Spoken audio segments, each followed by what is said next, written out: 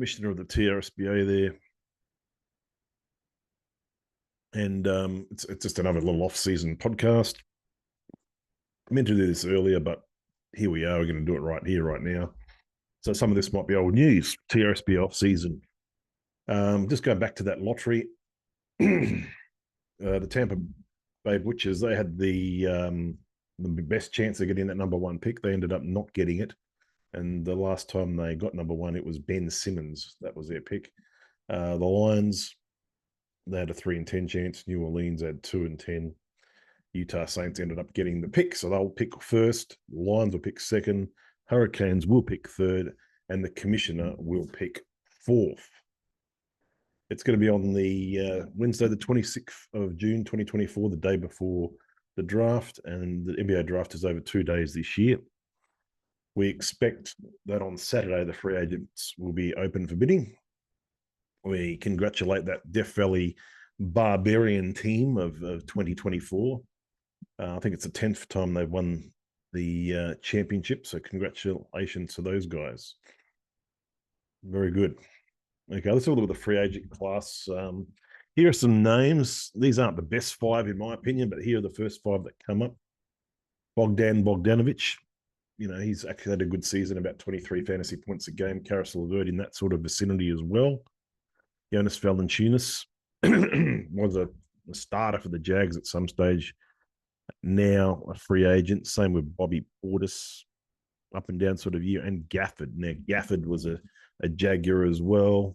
Couldn't keep him, but he's going to be a prize free agent. I think Gafford is one name that will get some interest, but remember, if he's going to be sharing time with Derek Lively, how much will he get? It's going to be interesting to see if he gets a multi-year deal or a $3 million deal or what. Going to some other free agents. Here are some guys here. From the top there, Josh Hart's a free agent. Now, he's played 81 games. He's an absolute warhorse, 21.6 fantasy points a game. Definitely worth a look. Definitely worth a couple of $1 million offer for sure. Max Strus, he had a good year. We expected he'd be in the early 20 FP range, and that's what he delivered. One of the biggest surprises for a lot of GMs, including myself, was the Grayson Allen getting over 20 fantasy points a game. That's 75 games. DeAndre Hunter, everyone, he sucks absolute dog shit a lot of the time. But he's still got 20.6 fantasy points a game. I'm not a big DeAndre Hunter fan. Mike Conley, look how old this guy is, 36, and he's getting 20.2 fantasy points a game. I think he was a Jaguar as well. Might have one more good year. I don't know. NAW's coming up through the ranks. We might talk about him if he's a free agent.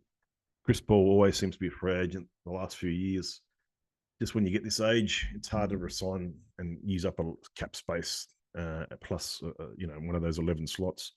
Hachimura, yeah, 26 now. Not a great player, but might be somebody to add. Santi Aldama. Now, we don't think he's going to be, this good. I think some of the other youngsters, like a GG Jackson, might come up through the ranks and take some of these stats away. Plus, they might draft a center as well. Who knows? If they get someone like a Klingon or get a center, it's quite possible that Jaren Jackson will go to the 4 permanently. Tim Hardaway, we don't know where he's going to end up, so don't bother there. Nick Richards, 2nd or 3rd string center if Mark Williams is back. Isaiah Stewart have a bad year. Kelly Olynyk was good late in the year, which we've seen many times before. Some other guys, these are the youngsters. These are the ones. Jovic, he's the one that most people will go after, I think.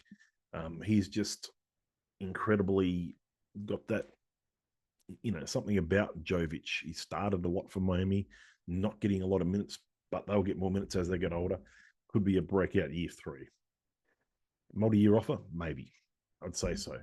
Malachi Branham, probably not that great. I don't think he's going to get interest more than a 1-year deal, especially with a pick 4 and a pick 8, and they could get 2 guards, at least one in those 2 picks, and you might even get a guard that's better than Branham. So I think he might be out the door, or Vucevic, he might get some minutes there in in Washington. It just depends on their situation. Depends what happens with Kuzma, what they do at number 2 pick. Isaiah Jackson's always been a great per minute fantasy player. Definitely worth looking at if you're looking up to shore, some depth. Ben Shepherd. Now I think he started the second round draft. Ended up starting for the Pacers in the conference finals. Surprised a lot, but his age was a factor as well. Might be worth a flyer. Julian Strawther. Another rookie, I think. Deuce McBride. Now, this is a guy that I think they'll get a bit of interest because the Knicks got rid of a lot of guards. They got rid of Grimes. They got rid of Quickly. They got rid of Barrett. So Deuce had to play minutes. And I think he will in 2024, unless they change the makeup of their team. He's going to get a good role, at least half a game, I reckon. My prediction. So there's some young guns to consider. This is a long list of other names, and most of these players are shit, but we thought we'd mention them in any case. Some may not be. Charles Bassey, hard to see him getting minutes. Brown sort of went a step backwards in the year 2. Sasser showed some signs of being not too bad, but I think Detroit maybe there's not enough room for him with their depth at guard.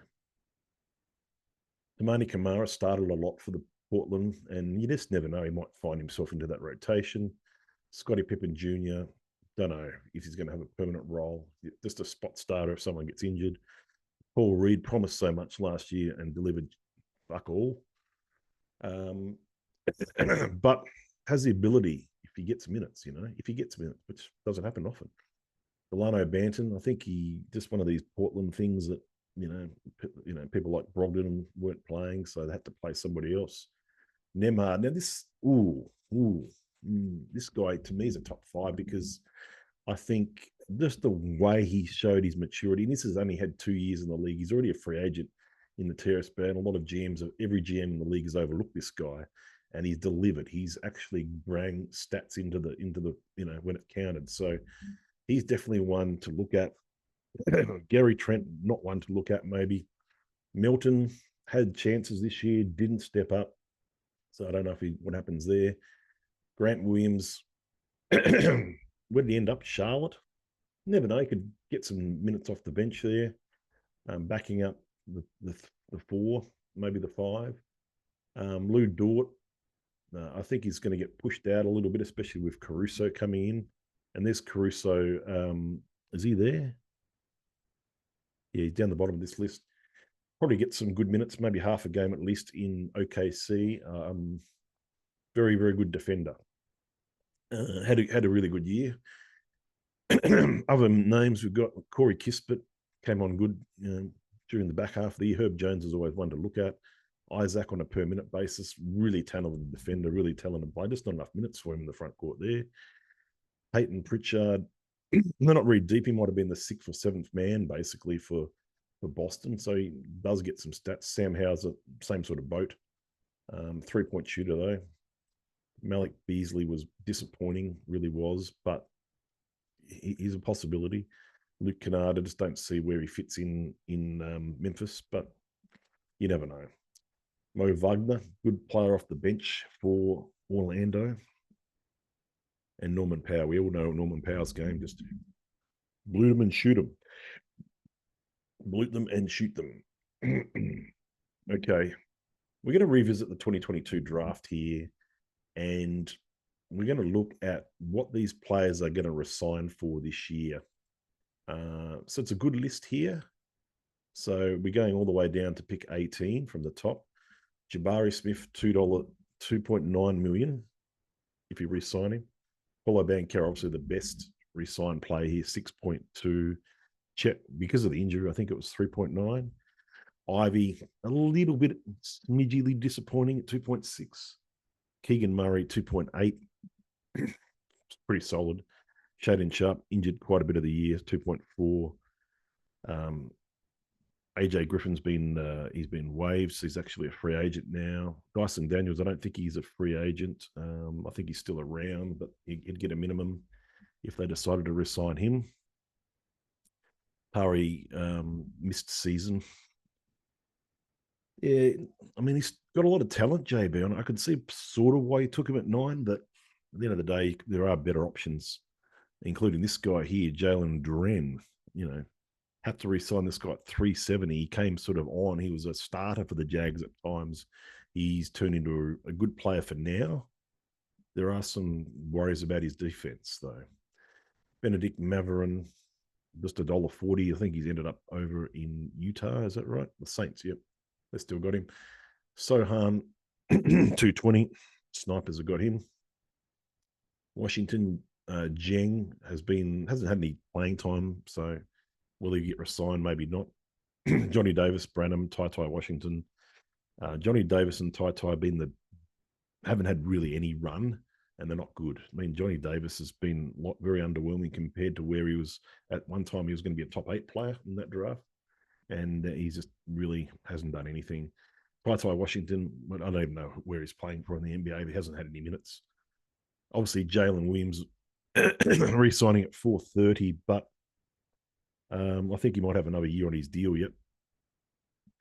Mark Williams, $1.40, so that's good.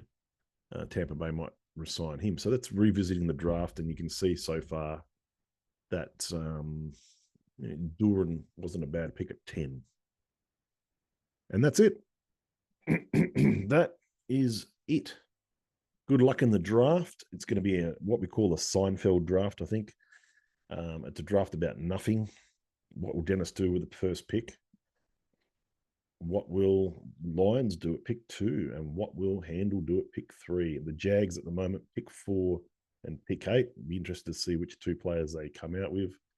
There's a lot of forward heavy. There's a lot of forward heavy sort of demand from what the commission's getting when it comes to the intel on the draft. We're looking at things can change, but we're seeing some forwards that are quite interesting. We're not going to mention names because it's a bit of a spoiler. Maybe we might disappoint some people. We'll see you all in 48 hours.